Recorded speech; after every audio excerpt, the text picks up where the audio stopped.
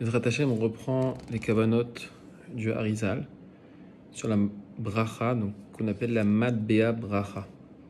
Donc on a tenté une explication un petit peu plus générale. On va essayer de faire le lien entre le Sidur HaRashash, qui est vraiment le détail de la kavana qu'il faut avoir, et la compréhension générale, qui est en fait la conséquence de ce qui s'est passé lors de la création du monde. Donc on avait dit que Hachem avait créé 10 séphirotes dans le monde de Nekudim, d'accord? Que ces 10 séphirotes avaient subi donc la Shvirat HaKelim. Les 3 premières, Keter, Chochma et Bina, n'ont pas subi une Shvira complète, elles ont subi juste une descente, juste un mgam, un défaut. Donc les 10 séphirotes, les 3 séphirotes Keter, Chochma, Bina ont gardé, on avait dit, leur Keli, elles ont gardé leur Keli, et elles ont gardé leur or, le or interne et le or externe.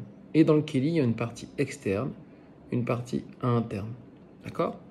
Donc je répète, il y avait 10 séphirotes, Keter, Chochma, Bina, les unes au-dessus des autres. Le Keter, lui, il a gardé son Keli,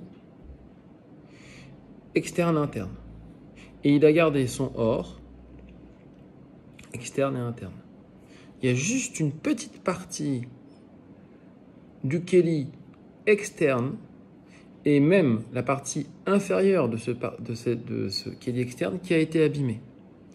Dans Chochma et dans Bina, alors, à ce moment-là, il y a eu une descente de la partie arrière du Keli, mais pas de brisure. Par contre, à partir de Da'at jusqu'à Malchut, alors, on a dit que les orotes qui étaient internes et externes sont sortis, sont partis des Keli, et le Keli, lui, s'est brisé en morceaux. Les morceaux se sont mêlés à ce qu'on appelle les clipotes, c'est-à-dire les écorces. Ces morceaux se sont reconstitués en partie, mais on avait dit qu'il n'y avait que la partie externe du Keli qui avait été reconstituée, avec sa lumière externe, mais la partie interne, elle, restait à reconstituer.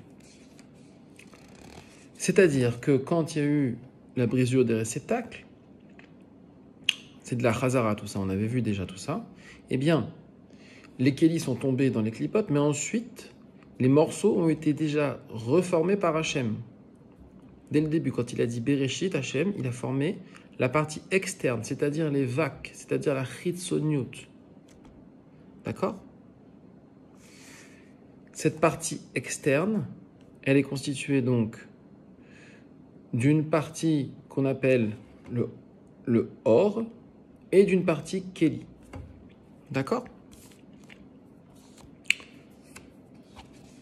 Maintenant, on va voir que quand on commence à dire Baruch dans la Tefila ou dans une bracha, eh bien, en fait, on va prendre conscience que Hachem a reconstitué ce premier Keter. C'est-à-dire qu'il n'a pas été abîmé. Et donc, ce Keter, qui s'appelle Atik et Harir, à l'intérieur de lui, il y a une partie mâle et une partie femelle qui vont se lier pour créer ce qu'on appelle un Shefa. Et ça, c'est tous les jours, c'est fait tous les jours, de toute façon, quoi qu'il arrive. Donc, Hachem insuffle sa lumière dans le Keter qui n'est pas abîmé. Et comment le Keter peut le faire descendre dans la Chochma? Eh bien, en faisant un zivug entre sa partie mâle et femelle. Il faut savoir que la partie mâle et femelle dans le Keter, c'est pas ce que vous imaginez, c'est pas un homme et une femme du tout. Tout est lié l'un dans l'autre. Il n'y a pas de séparation. C'est même pas qu'ils sont collés. C'est même pas qu'ils sont l'un collé à l'autre. C'est même pas que dans le Keter, il y a une partie à droite, à gauche, mâle et femelle. Non, c'est tout mélangé. Ça, c'est dans Atik. Et donc on a dit Yechaven Amshir. Donc on est Mechaven. Donc on va avoir la Kavana. Les Amshir de faire descendre. Shefa Miketer Elion. Donc ça c'est le monde des Hakodim. Alors je vous renvoie au cours du Etzraïm pour pouvoir comprendre ce que c'est les Hakodim. Les Hakodim c'est au-dessus de Hatzilut. Donc à partir de Hakodim, on a le Shefa qui descend du Or Ein Sof. Lishne Zivuge Chagat Deatik. C'est-à-dire que on va avoir donc au sein du Keter la partie Chagat, c'est-à-dire Chesed, Gvura, Tiferet. Et donc cette partie-là va créer un Zivug qui va permettre de créer un Shefa. Et ça c'est tous les jours. Tous les jours, Hachem fait ça de façon naturelle. C'est ce qu'on appelle Chayut HaOlamot, c'est-à-dire c'est ce qui permet au monde de vivre. Et Chayut HaNeshamot aussi, c'est ce qui permet aux Neshamot de vivre sans l'intervention des mitzvot. Ulzavek Shne Zivug de Chagat de Atik. Donc dans Atik, on va avoir deux Zivug. Zivug Pnimi, d'accord, des Chabad de Chagat de Atik. C'est-à-dire que dans le Keter, on a une partie qui est le Keter du Keter. On avait vu que chaque séphira, elle était constituée de 10 séphirotes. Donc dans le Keter, la partie la plus haute de cette première séphirote qui est le Keter, on va avoir deux parties. Une partie qui est Neshama, une partie qui est Malach. Une partie qui est Pnimi, une partie qui est Chitzon. C'est-à-dire, dans le Keli, vous avez une lumière qui est à l'intérieur, une lumière qui est à l'extérieur. La partie Pnimi, c'est le côté Neshama. Et la partie Chitzon, c'est le côté Malach, c'est le côté ange. Donc on va avoir un Zivuk Pnimi qui est un Shem et qui est Yud Kevavke. Et Zivuk Chitzon, ça c'est dans les Naï des Chagat, des Atik. C'est-à-dire dans la partie externe de Atik. À partir de ce deux Zivugim, Hachem va créer un autre Zivug dans Harir, qui est en fait le Keter lui-même, c'est-à-dire toutes les autres séphirotes du Keter. Yechaben Amshir Shefa Mishne Zivuge de Chagat de Atik, Mishne Zivuge Chagat de Arichanpin, Ulzabek Shne Zivuge de Chagat de Arichanpin. C'est-à-dire qu'on est conscient, on va avoir la kavana de faire descendre le Shefa dans les deux zivug de Chagat de Atik. Pardon, à partir de Chagat de Atik, aux deux zivug de Chagat de Harir. Et ils vont faire un zivug, d'accord? Donc on va avoir le zivug pnimi, donc les neshamot qui sont dans le keter, c'est-à-dire toujours un shem yud kevavke qui est à l'intérieur du ekie. Ça c'est la partie interne qu'on appelle Chabad, et zivug ritson qu'on appelle naï vechagat, c'est-à-dire la partie malach. C'est comme en nous, on a une partie interne qui est notre neshama, c'est ce qui nous permet de penser, et on a une partie externe qui est le corps, qui est les émotions. Ça c'est le malach qui est en nous, c'est notre ange qui est en nous, c'est le nefesh abahamit.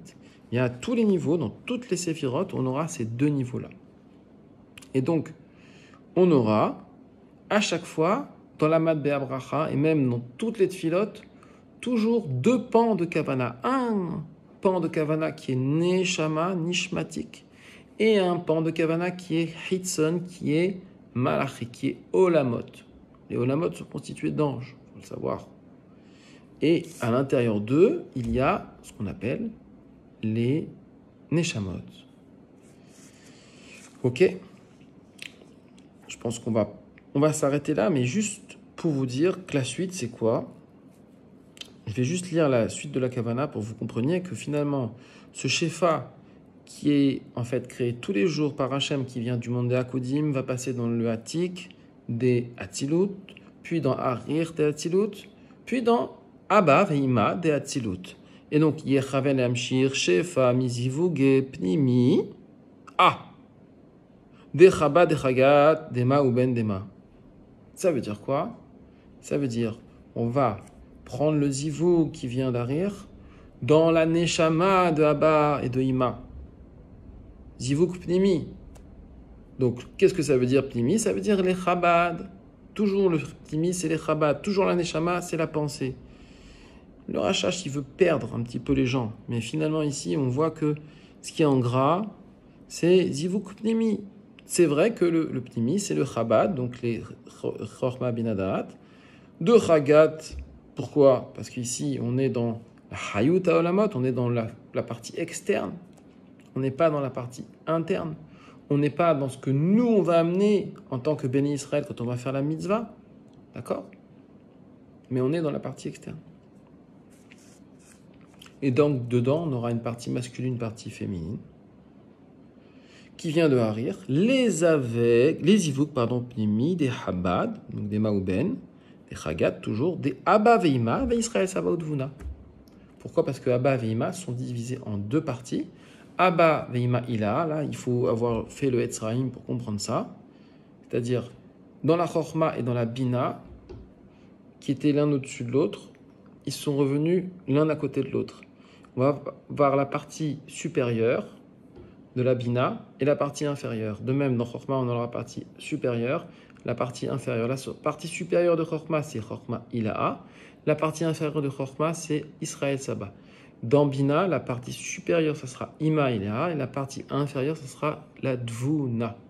Il faut voir tout ça de façon spirituelle. Il n'y a aucune forme, comme le dit le Rambam, et comme dans Igdal qu'on chante le vendredi soir, il n'y a pas de dmout, il n'y a pas de taille, il n'y a pas de couleur dans tout ça. Il faut bien comprendre que nous, on donne des méchalim de séphiroth avec des kélim et des or à l'intérieur pour pouvoir comprendre. Mais en fait, il faut comprendre que le or, c'est la connaissance ou c'est la émouna. Et le kéli, c'est ce qui va permettre de la contenir. Si vous avez une grande émouna, alors il va falloir pouvoir la contenir. Donc, avoir un corps en bonne santé, par exemple. Tout ça, c'est des méchalim pour pouvoir comprendre ce qui se passe réellement dans la vie.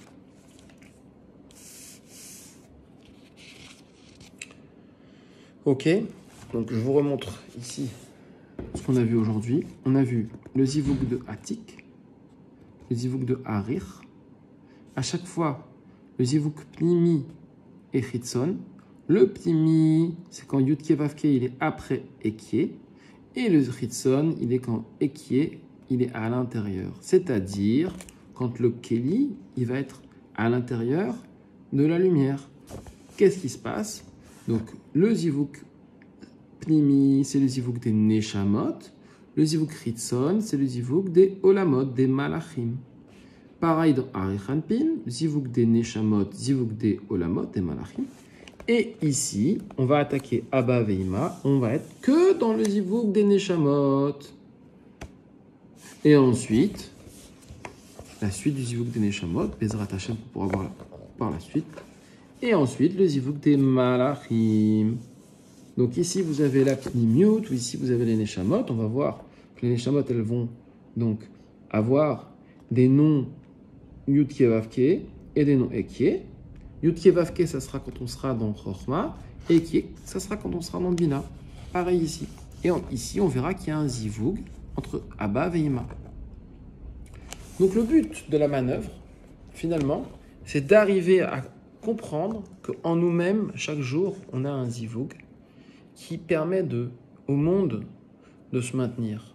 Pas un zivug entre un homme et une femme, mais un zivug en nous-mêmes. Par exemple, la langue, c'est le yesod. Et c'est le zivug qui est entre chorma, qui est la mâchoire supérieure, et bina, qui est la mâchoire inférieure. En nous, on a des zivugim. Et ça crée des neshamot, et ça crée des événements. Et ça crée du temps. Chaque chose qu'on dit est importante. Chaque parole qu'on dit est d'une grande importance. C'est pour ça qu'il faut mesurer chaque parole et qu'il y a des halachot sur le shmirat halachon. Je pense que pour aujourd'hui, on va s'arrêter là. C'est pas mal. Bezrat Hashem, qu'on puisse, c'est pas mal en termes de quantité, qu'on puisse, Bezrat Hashem, continuer, que Dieu nous prête vie. Amen.